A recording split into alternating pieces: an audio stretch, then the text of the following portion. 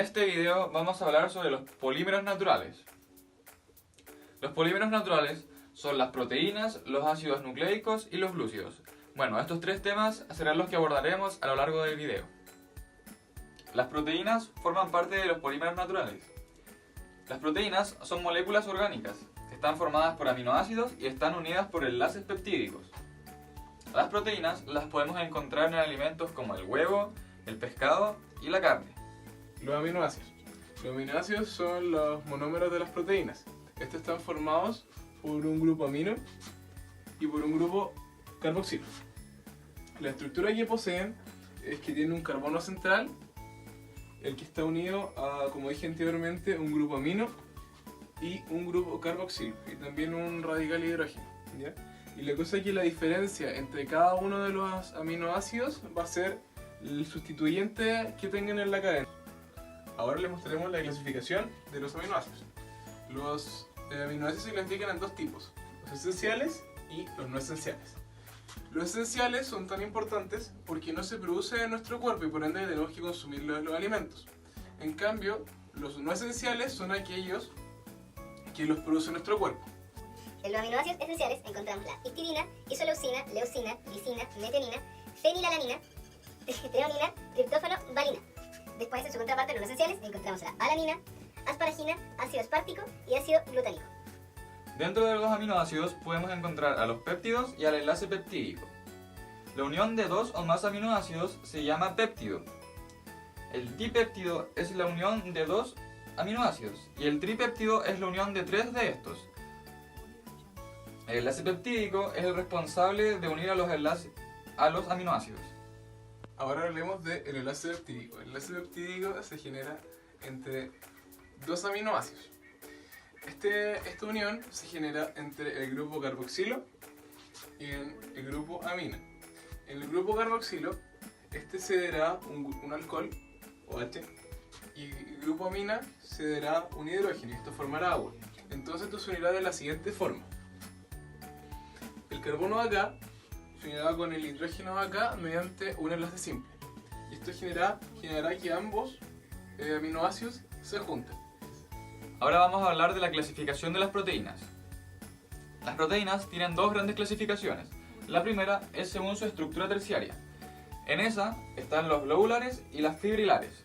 Luego está la clasificación de según su función. En estas hay variadas. Están las estructural, la de reserva, enzimática, hormonal, reguladora, homeostática, defensiva y transporte contráctil.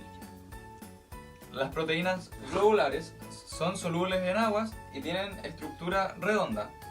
Las proteínas fibrilares tienen estructura alargada y son insolubles en agua.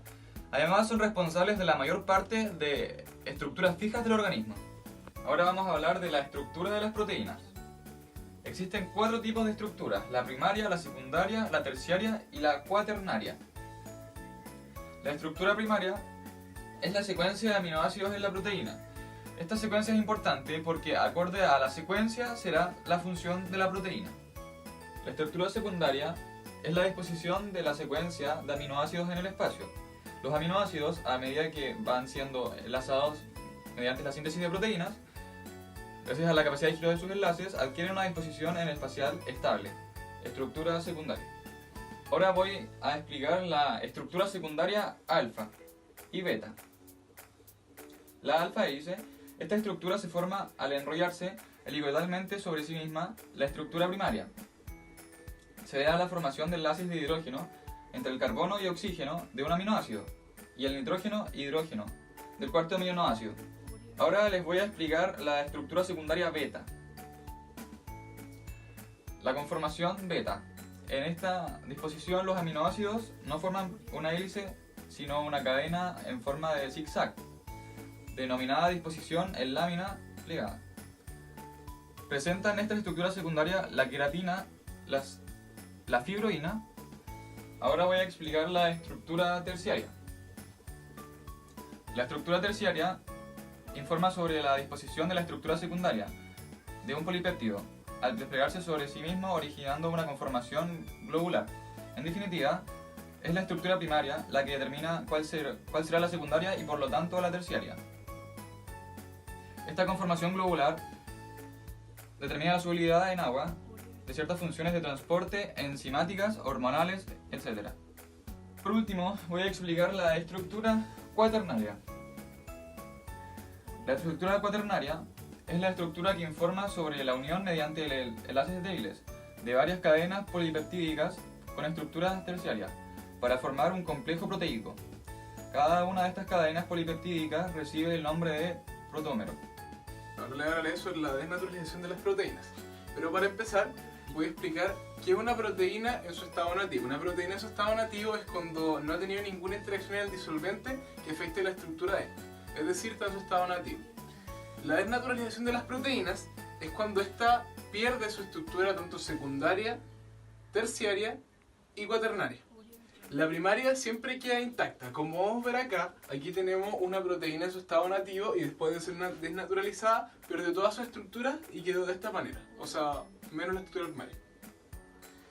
Los efectos de la desnaturalización de las proteínas son los siguientes: cambios de propiedades hidrodinámicas, disminución de la solubilidad y por último, pérdida de las propiedades biológicas.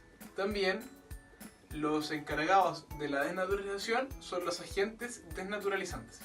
Propiedades de las proteínas, ¿ya? Las proteínas tienen bastantes propiedades, las que vamos a encontrar: la solubilidad, la capacidad amortiguadora, la especificidad y también la desnaturalización y renaturalización de estas. En la solubilidad se refiere a cuán soluble pueden llegar a ser. Esta propiedad va muy tomada de la mano con la desnaturalización y renaturalización, de que dependiendo de la desnaturalización y renaturalización afecta al porcentaje de solubilidad que tienen estos. Entonces estas dos van muy tomadas de la mano.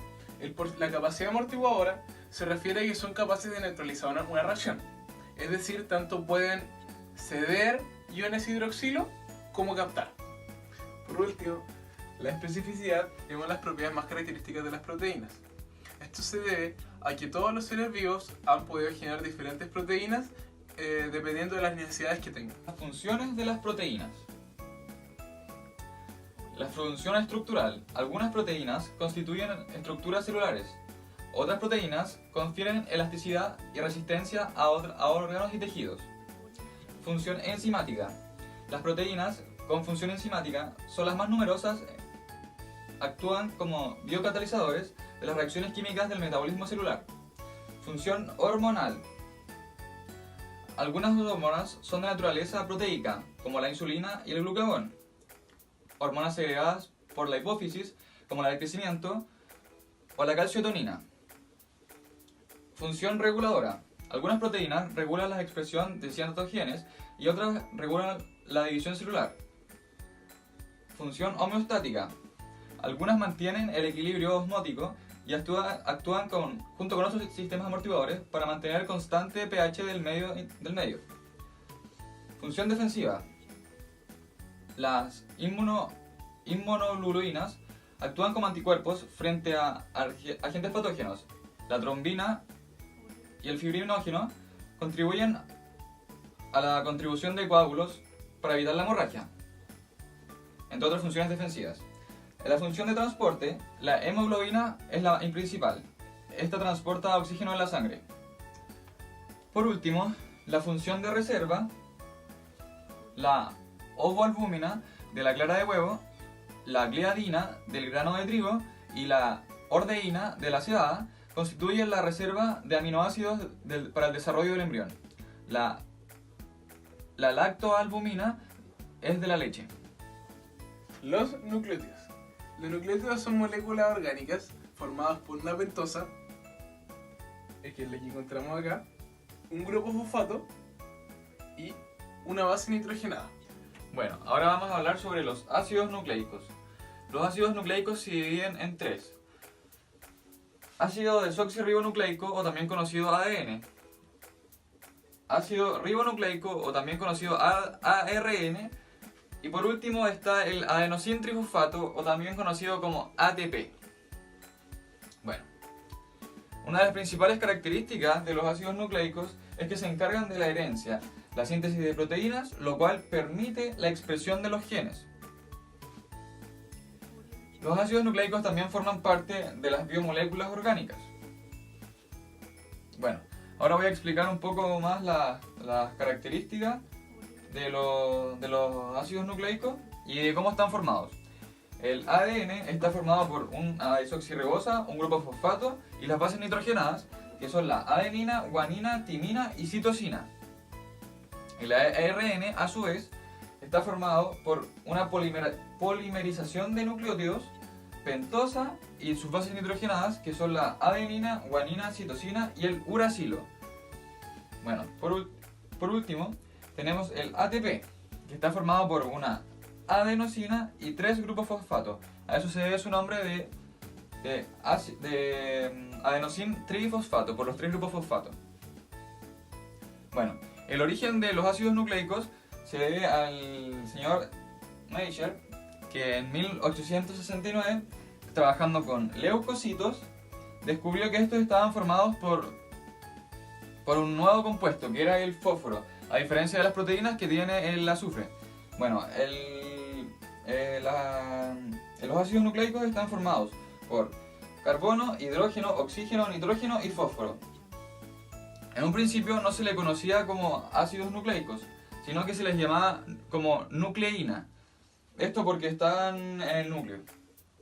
Los glúcidos son biomoléculas, las cuales son vitales, ya que la célula puede obtener energía de ellos y realizar sus respectivas funciones. Bueno, dentro de los glúcidos se encuentran los monosacáridos.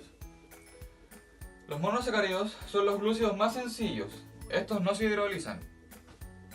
También dentro de los monosacáridos se encuentra la glucosa, la fructosa y la galactosa. Estos tienen la misma fórmula molecular debido a que son isómeros ópticos.